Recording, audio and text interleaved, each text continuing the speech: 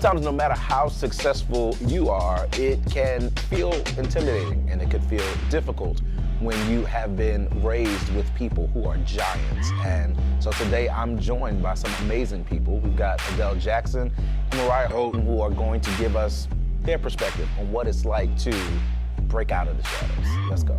But I like crazy, so I signed up for the crazy. This is your whole team. This is it. Yeah. Oh, this is nice. This is nice. I actually did not actually think about It's that. like a company dinner. No, that's what I said. Oh, I should put this on Nate. Yes. Yo. I actually did not connect the fact. Expense. I didn't even connect the fact that you guys would even know each other. I didn't connect anything. We met. No, actually. All right, so we met. I met you twice, actually. You can't meet somebody twice. Yeah, because both times they say nice to meet you, I be doing that. Yeah, like. I'm so sorry. Like, yeah, I met you. Nice to meet you first. Yo, I really be doing that. I don't know. No. Nice to meet you the second time. Yeah, I'm We so met. sorry. All right, no, that's fine.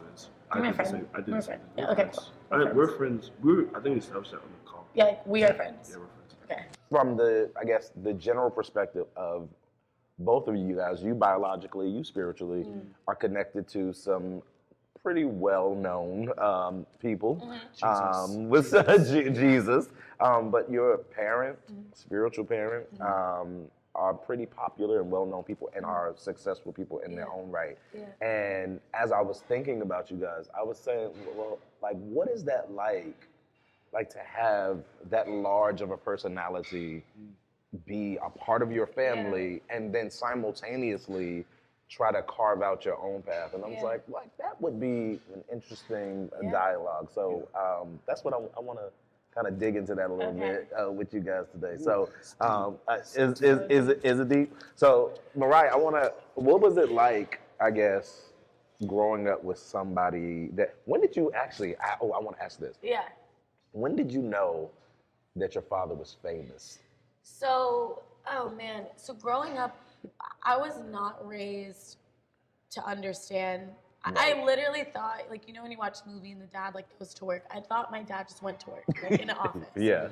And I grew up in Houston at a church called Lakewood Church, and so that was what I knew church was. So I just thought that was normal. Yeah. And my dad I mean, you know him, he's the most, like, he just comes in low. He's so chill. None of that matters to him. None of that. Yeah. And it isn't just like, oh, he doesn't care. He actually is like that. Yeah. So my whole life, I had no idea. I had no clue. And I thought, people came up to us in the mall. I just thought they were from church.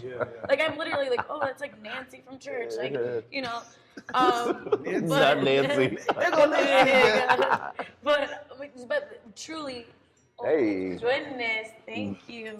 I was ordering something else, and then I heard what you were ordering, and I ordered what you ordered. Friends. I copied, because we're friends. I copied. So nobody told me. Sorry. I mean, I guess I'm not a friend. I'm just here. I'm the boss. I'm not your friend. Thank you. So I knew, the first time I ever knew was, so I was homeschooled, and for all your life? My whole life. Really? Except for this 1 year in the 5th grade, I went to a real school, Northeast Christian Academy. What up? And it was a private Christian school, and I'd never gone to school before, and I was just like, I wanted to try it out, I guess. So I go to school, and I'll never forget my dad had won a Grammy or something during whatever time this was. And I was in science class, and I remember I got like a 93 on a quiz or something. It was like an A-, and I needed the A+. I was wild, but I was just like, I know the question, like, let me retake this test. Yeah. Let me retake, and I went to my science teacher, and I was like, please, please, please let me retake this. Like, I need an A. Like, it just will kill me if I don't. And he said, you know what I'll do? If you take this newspaper home and get your dad to sign it and bring it back, I'll give you an A. Oh my gosh. And it was a newspaper with my dad's picture in it. And I remember, how old are you in 5th grade? 11? Yeah, I'm 10. I remember being like, that's gross. Yeah. Like, I want to earn my A. Like, what? And that was the first time, one, I knew. Wow. I'm like, how do you know who my dad? I didn't get that. Yeah. And then 2, that was the first time I realized, like, people will make things easier for you if you let Wow. them, because of who I'm connected to. Yep. And it felt wrong. Mm-hmm. It felt icky because I had friends who they don't get to do that. Mm-hmm. And I remember saying, that is morally unethical, and you will be hearing from my parents. Oh my gosh, is that what you said? I don't love it. I just felt so grossed out by it. And I went home and I said, Dad, what does this mean? Yeah. And he explained to me, you know, what he did and why that would happen, and just never, you know, let anybody give me special treatment. So you didn't know until you had to know. I didn't know until I had to know, and I'm glad it felt gross. But I think that's a testament to how my parents, you know, had set me up thus far. It was just like, you're not better than anybody at all. Like, you learn from everybody, you serve everybody. Like, that's very much part of, you know, how my dad is, and so that was just ingrained in us really, really young. So the concept of entitlement to me never really clicks. I just think it's so wild, like, you know. For sure. Yeah, and your story is a little different because you weren't born into, you know, a person's family with fame, but you kind of born again. You see what I did there? You see what I did there? You were born again. So, and actually it's very different because even when you were born again into that family, she wasn't famous at the time. So, like, tell me about your experience. Yeah, it's crazy because, like, I think Nate and we joke around like, yeah, we came up from the trenches. Because when Nate and I met, I think I was like 15, 14. Wow. 14 years old, and I met her at a small, like, event for a not-for-profit. Yeah. Called Young Life. Yeah. And she was singing Oceans, and the church was about this small. Wow. And so, literally, that's how we met. So, for me, I got to see, like, all of the different stages of her career up close. So I saw when, you know, and my dynamics is kind of added because I'm playing for her too at the same time. Yeah. And it's great. I love it. It's fun. Like, so I got to see her sing at small places, and then nobody really caring about who she is. And then, like, within the last 2 or 3 years, kind of seeing everything kind of flip on its head. Where it's like everybody's like knows who she is, and so that for me it was like, oh, like everybody knows who she is. This is a slight adjustment. I mean, yeah, but no, I want to talk about that It's a because, slight adjustment. like, what was that like for you? Because I think it's kind of easy to say that, oh, let's celebrate the successes of people, and we do that. Right. But I don't think that we talk enough about the cost of those successes. And the cost is not always just that person. Right. That person isn't the only person who's paying a price for that level of success. And so even when you are adjusting, like, what was that like for you to have to now share her with the world? Yeah, so like I had a similar story like Mariah's. So about like 2 years ago, I had a friend. We're not gonna name his name. Name him. Oh yeah, sure, John. So like, where he hits me up, he shoots me a text. He's like, "Hey, bro, how you doing?" I'm like, "I'm great." You know, small talk. Yeah, little. Then he says, "Hey, I'm having an event at my church. Do you think that you can ask, Nate to come on by and do a selection?" And I was Not a sermonic solo. not a selection. Not a set. A selection. That's A different. special song, Crazy. And I literally texted him. I was like, "Hey, bro, like, please don't text me back. Yeah. Oh, Like, just don't text me back."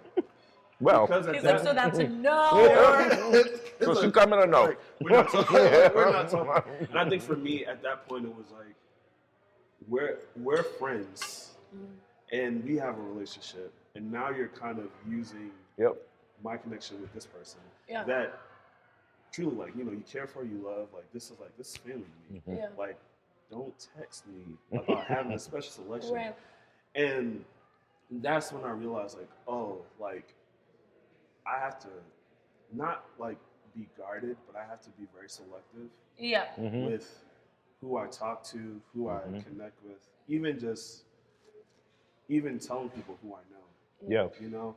And I think that's, I don't know how it is for you, but I think that's something that, like, for me, like, I navigate every day. I would love to hear you, like, what you guys are doing in order to try to, like, get around some of that nonsense. Yeah, I think, and I totally agree with you. I think it goes from, I think everyone kind of deals with this in its own way, especially like if you're a PK. It doesn't matter if there's 50 people in your church, you know? Yep. For me, I mean, I've gotten so many like CDs, like, can you slip your dad a CD? And I'm like, no. Never. Or, you know, people that hit you to be friends, and then they're like, so is your dad home? And I'm like, nope, he's in Kickdown. Like, sorry. But like, I would say boundaries. Like, I think when you're raised in church and just in our type of environment, boundaries are not celebrated. Right. They're just not. Because if I encourage you to have a boundary, that could affect the way you serve me. Yeah. And so as an adult, I've had to learn and familiarize and become intimate and exercise boundaries because I never had them in my whole life. I never knew how to say no. Yeah. I never knew how to say, please don't speak to me that way. Yeah. I never knew how to say, don't ask me that. Yeah. I would just be like, oh, okay, because you're raised to make people feel comfortable and connect with people, and you don't want to have an issue, and you don't want to be confrontational. As I've gotten older, I realize, like, boundaries are in, you know, the guardrails of our hearts. That's right. You know, saying no thank you, saying probably not. And I think with people, you have to, it's a cliche, but like, people will show you who they are. Sure. And you have to believe them. Yeah. You have to. And that doesn't mean that you're rude to them. Right. That doesn't mean, Jesus help them. Somebody broke something back there. He's like, you know what, that's good. And I'm like, yeah, boundaries, I'm out of here. She's like, I'm out of here. He said boundaries, I'm quitting. No, but yeah. But that doesn't mean that you're nasty to them. And I think that's what I thought. Like, if I distance myself from certain people that kind of honestly don't treat me very well, or are clearly using me, or don't really love me for me, like, I'm sorry, that's just what I have to do. And there's nothing wrong with that if you're kind about it. And I just think that comes with just paying attention. I would say when you're like, how do you navigate it? I pay attention to people. Yeah. And it goes both ways. Like, I see the best in people. I love people. Nobody's perfect. Everyone has flaws. But when you get that feeling of like, oh, I feel like I'm kind of being used right now, or feel like I'm not really being valued for just who I am as a person, you go, okay, that's not somebody I'm going to share my whole life with. That's true. I'll be nice to them in a room. I'll be kind to them. I'm not going to diss them. I'm not going to talk badly about them. Yeah. But they're not going to know me the way friends know me, my family knows me. It's a, you organize, you know, and you do it lovingly. But I think one of the things that I think we miss sometimes is that I think life is to be poured out slowly. Wow, right? That's good. I think we pour too quickly. So it's not that I can't have relationship with you. Let's have relationship with you. But I'm gonna give you a little bit at a time, right? Because I need to see how you handled the ounce that I just put in your jar, you know? And I think that instead of that, we put a gallon into an ounce cup, right? And it's like, it's overflowing. There's a reason why it's overflowing. I poured too much too soon. You should preach on that. That's no, I'm like, my notes app, I'm like, pour too much. Yeah, just pour too much too soon. And so I think sometimes, here's the other thing. I don't think that everybody is, I think most people, for the most part, have good intentions. We all got some stuff with us, but we have good intentions. But I think that you have to teach people how to handle the fullness of the capacity that you bring, Yeah. right? And so if I haven't given you a time to adjust to what I've just given you, I could write off a relationship that could potentially actually be a good one in the long term if I would have just given it time. And I think that we're writing people off for things that they just didn't have time to adjust to, Right. because we gave too much too soon. Yeah. What's crazy is that boundaries is a struggle for us, but it's never been a struggle for God, right? When we look at the book of Genesis, the first thing he does, he separates the heavens from the earth. He creates boundaries. He tells the waters where to stop, right? Go here and go no further. There were boundaries that were created from the foundation of the world. Boundaries existed. And if God created boundaries, then we know that we also have to create boundaries. The boundaries existing didn't mean that there was no love there. In fact, the boundaries actually is a part of his love for us, right? Because he understands that there is something that is on the other side of this that maybe you're not ready for, or maybe put you in some level of danger. I think that we've got to see it the same way that God sees it, that the boundaries are a matter of preservation. It's a matter of protection. It's a matter of safety. It's not a matter of blocking. That's different. I think there's a difference between a boundary and a wall. They're not the same thing. A wall is impenetrable. You can't get through a wall. A boundary is something that is put in place temporarily. And so we need to make sure that we are setting healthy boundaries. That's healthy, but I can love through a boundary, right? I can develop relationships through a boundary. And I want to say this, boundaries, the boundary line, that line can adjust. Right, and so just because I have a boundary in this one area with this one person at this moment doesn't mean that as we develop relationship over time that I can't move the boundary back some. And so I think that we've got to be patient with that process and understand it's for our good and for the benefit of the other person as well. That speaks to me. Well, That's very good. This has been you so for fun, you coming. guys. Stop. No, Yeah. no, Thank you for that's coming so to the good. show. But I think the other side of this coin, right, is when you're not treated and valued properly, it teaches you how to treat people and how to value them properly. So good.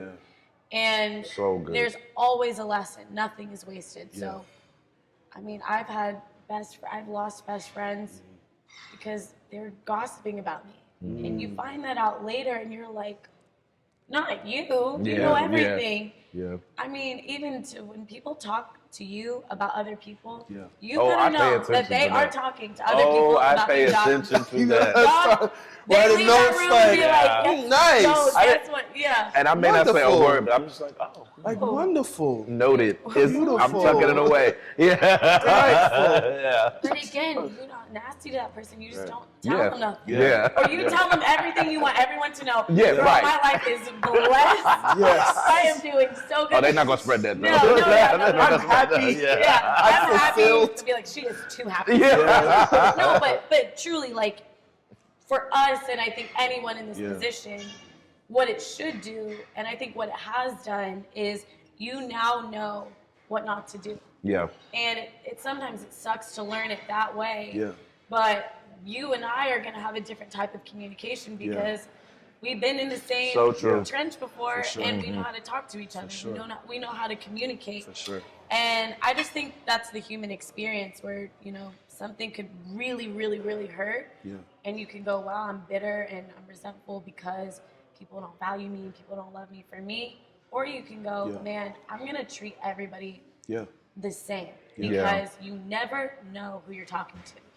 I think if Jesus was here right now, I don't think we would recognize. I Right. think a lot of people would recognize him right away because he'd be chill. Yeah. He won't look like the paintings. He wouldn't look like the paintings. That's a whole other thing. That's a different That's guy for a thing, different guys. day. But you know what I mean? Have you ever been in a situation where you introduce yourself to somebody and they're like, "Oh, great, nice to meet you." Yeah. And then Nate comes up and is like, "Oh, this is mine." And they're like, Yeah. "Oh, do you need anything?" Oh, I've been there. And you're like, "No, I'm good. No, I'm fine. I got it." I'm fine. But then you go, "Oh, wow, I'm never gonna do that to anybody." Yeah. 'Cause that's a terrible feeling, Yeah. When you have been given access, when you have been with someone who is a big personality or has some great level of influence, I think one of the best ways that you can honor that person is by honoring their humanity. I think when you don't understand, when you still see them in their bigness, for a lack of a better word, I think it almost undermines that relationship. I think really, and it's a delicate balance because you don't want to dishonor the person, but you do want to normalize the interaction with them. And so I think when you do that, I think it becomes easier to steward that relationship because I'm not stewarding a relationship with this huge figure. I'm stewarding a relationship with a person, and I guard that person. I guard that relationship, and I make sure that it's something that is sacred. And I think what is sacred isn't shared needlessly. I think that it is protected, and I think that it is valued beyond explanation. And so I think when you honor somebody, when you are working with somebody of that magnitude, I think the best thing that you can do is treat them like you would want to be treated, which is as a regular person. I think a lot of that you're learning, I would say, is coming from you carving out your own space now. And I think, Mariah, you're doing the same thing in a different way than Adele is, but you're, I think, really starting to carve out your own space. Have you found it to be difficult? Do you think it's more or less difficult to carve out your space when you have people who are already successful doing what they do? Is that more difficult or less difficult? Like, what is your perspective on it? Ooh, I mean, I think everyone's path is so tailored to their experience. I've had it's been windy. Yeah. It's a windy road. Yeah. I would say, I would probably say more or less difficult. I think both and. I think that there are things that I've gotten to glean from and learn. For example, I didn't go to college because I knew so many incredible teachers and people that I could call. That was an advantage that I had. And so I didn't feel like I should go to college because, you know, I could glean from the people around me. That's a benefit. That's access. So easier, yes, because of access to people that position themselves in my life to go, hey, if you need me, call me. And to your point, my dad always says, like, life moves at the speed of relationships. The caveat of that is, though, it has to be genuine. And if it's a relationship that's just transactional only, right? There's no relational currency. You're going to end up depleted and hurt. And then my experience is that when people don't need something from you anymore, you're not your friend anymore. And so really the easy side of it is access, is knowing. Let's be real. Like, it's a phone call, you ask, someone. But again, the other side of that is, again, entitlement is not an option. So how do you find the balance? I have access and I do have advantage, and I can acknowledge that, and I'm thankful for it, I recognize that that's special, and I recognize that I have, something not everyone has, right? On the flip side of that is, now you have something that you can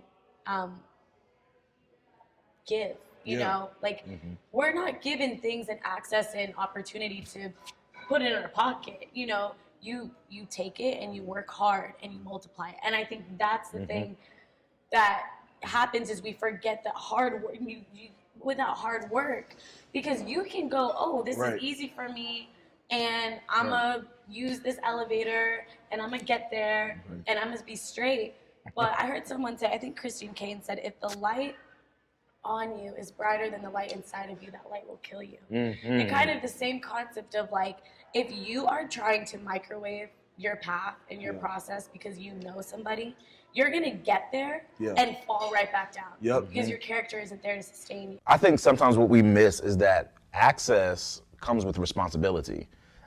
And so we only see one aspect of it, we don't see the other. And so if I gave you a key to my house, you now have access to my house, but there's a responsibility that comes along with that house, right?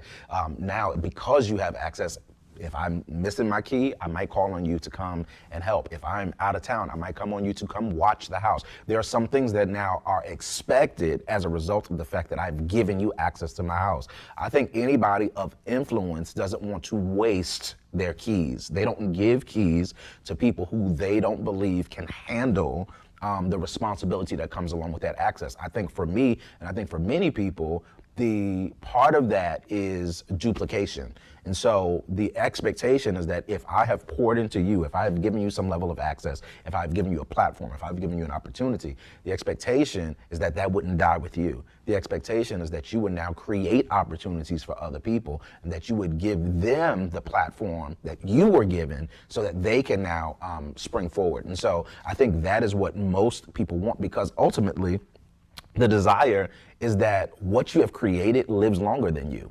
Most of the reason why we create what we create, when we think about the Sistine Chapel, when we think about the Mona Lisa, those things have lasted far longer than the artist, right? And so we want to create things that are long lasting. One of the key components to that is to make sure that you're passing it down to another generation, to another person. And so those of you who have been given the keys, those of you who have been given some level of access, we're responsible for being good stewards over that. And part of the way to do that is by duplicating it in other people. There is access and there is things and there are people who, you get to know and all of that.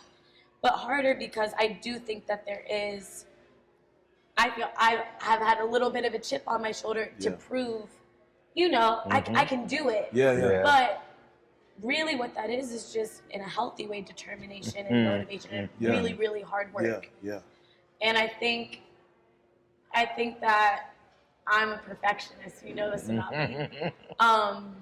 But I hope that answers your question. I think easy in one way, harder in another, because I really want to show, no, I can sustain. Yeah. If I didn't have that connection anymore, I could still sustain where I am. Right. Yeah. And that only comes with so much hard work and actually learning and actually trying. Yeah. And so I don't know. No, I've always said your gift will get you there, but your character keeps you there. And I think that your hard work is a part of character. That's a part of who you are. It is. You know what I mean? And so I think it would be easy, I think to your point, to kind of fall back on I got this, because of the connections I have. But those connections get a little loose as you stay too long without the actual hard work, and so I think that was cool. Do you think knowing name makes things easier or harder? Thank you. Oh, I think it makes it harder now. I could see that. I think it makes it harder now. Not because, here's why it makes it harder. I think that, with what I'm doing, I think there's an expectation for me to show up a certain way from people. And even there was a point too that I wouldn't tell anybody that I knew Nate, just so that there was no expectation of oh, this is what he's gonna do. Yeah. But I think right now, what it has done for me is made me work really hard at what I do. And it's not just kind of excellent, just like what you said. It's not to it's not in a bad way to show people yo, I'm about to son you. It's not that. But all right, don't ever think in your mind I'm not gonna work twice as hard to do what I do, or to show that I'm qualified for this. And it's not out of a place of not feeling qualified. It's just it's kind of I was watching this interview with Kobe Bryant, and he was just talking about the fact that he would literally stay in the court after all the players would leave to just show everybody I'm going to outwork you just because I'm in the space of just because I'm the greatest basketball player right now doesn't mean that I will not push. I was just watching something. They said that he would have practice before practice. Yes, practice before practice. Before practice, and then stay after. Yeah. Well, continue practice after the game is done. Yeah. And so for me, now it's oh wow, it's giving me a stronger drive to work really hard for what I'm doing right now. Yeah. And I think, pray for me, because I'll be drinking coffee we about to just kill everything. Bless his heart, Lord. Literally. Bless his heart. We just about to kill it. But we don't want to kill you in the process. Right. But it's from a place of and I love what you said about hard work. Hard work is really necessary. It's necessary to be great at anything is necessary. Who taught you that? Nay. She's Did a you? hard worker. She's a hard worker. She's a hard worker. My father, my mother, like, because my mother and my father, they're from Jamaica, and my grandparents from Jamaica too. So like, lately, I've seen like my grandmother. She passed away. My dad's mom. My grandmother came to this country. She, my dad, my uncle, purchased a house that we still own. Purchased that house, whatever. Had everybody living in the house. My grandmother was working as I don't want to say a maid. What's the correct term? Housekeeper for the hotels. And my grandfather was a doorman. And my dad was working at McDonald's until like he was able to put himself to school, become an accountant, like all this stuff. So like that's kind of like what we know. It's like nobody's gonna hand you anything. Yeah. Right. And even if you know someone, like you still have to show that you can do the job. Yeah. So. What about you? My dad always says this thing. He always says strength is for service, not status. And That's so good. you know, I think Strength is for service. I think that we get a certain amount of strength right through family and what we're talking about here. If you take that power or privilege or whatever you want to call it and you use it to elevate your status, right? Like what a shame that is, because imagine how much you could serve, how much you can do. Yeah. And I think for me, obviously, you know, my parents are such hard workers. I think I learned mom's an amazing songwriter. My dad's, you know, growing up, he was on a plane every other day. And I always knew what it was for, so I never really resented that. I always felt very honored that he was doing what he was doing, but he was exhausted and then would come home and like spend time with us and then write and then make an album and then, you know, tour. Yeah. And then my stepmom, honestly, Adrian, is literally one of the busiest person I know, one of the hardest workers I know, and my work ethic through them especially has just developed so much in the past few years. Before I owned a business, I was a youth pastor. So I didn't know that, Mariah. Really? You did not know that? I never knew that. I was a youth pastor for like 3.5 years. Really? Well, I'm gonna call you pastor now. Please. Stop it. No, yeah, I was a youth pastor for I want to have a whole separate conversation just about that. Youth pastor, like Pastor Mariah. Wait, were you preaching? Yeah. Oh, I don't even know you anymore. Like what? Yeah. I was youth pastor for years, and That's awesome. Yeah, crazy. It was definitely a calling. Yes. It was not my calling. Yeah. It was a prank call. Yeah. No, I loved it. I'm a big church person. I loved church. I still do. I loved church a lot more when I was a volunteer. And when I got on staff, it was not. Yep. It was not my best experience. Yep. And so that, you know, for me, work ethic, like I grew up in my family. My dad was always very like, whatever you get, you're earning it. So an allowance or whatever. Yeah. You're earning that. Right. Then I moved out when I was 16 and I had got a job. I worked at a coffee shop in the morning and I worked retail during the day. Wow. That's just because he was like, pay your bills. Yeah. And I'm like, okay, right? And then I became a youth pastor. I did that for years. And then I started my business. Each thing led me to the next thing. So if I didn't work retail, honestly, there are things I learned doing that being when I was pastoring, that helped me so much know how to communicate with people. Yeah. Being a youth pastor has helped me so much leadership in my business, communication. And I think sometimes when we're finding our path, we think we're in a season and it's like, this doesn't really make sense right now. Like, why am I doing this thing? Or why am I, doing this job that I know isn't my passion, but I want, it always comes together. And it's just knowing that you just working through it, like working hard. There's just nothing more valuable than hard work. So yeah, I would say my parents, and I would say my dad definitely from a young age being like, you'll have a job, you get a job. Like you cannot make excuses to your general manager at anthropology. She's gonna be like, you're fired. Right. Yeah. Like learning diligence. Now you're hungry. In the little things. Yeah. You know what I mean? Learning how to be hungry and not thirsty. Like in the little things. Hey, preacher. Oh, that's the bastard. That's bastard. Pastor Mariah just showed up, guys. But you know what I mean? And I think that, the concept of don't despise small beginnings. Yeah. Right. You work hard, man. I know that to be true. Yeah. Yeah. Oh my gosh. And then when you get to where God is taking you, you didn't shoot up in a rocket, you didn't pop in a microwave, and you know what it took to get there. So you're gonna value your journey. Right. Coming soon, July 8th. No, but you're gonna value your journey so much differently when you put in the work. That answers the question. Excellent. Agree? Before we started, we said whatever the other person says, we're just gonna be like, I agree. Oh, is that what that was? That was great. I'm like, what was that? Thanks for watching this episode of Talk to Me, and don't forget to like, subscribe, comment, hit the notification bell so that you don't miss a single thing, and we will catch you at the next talk.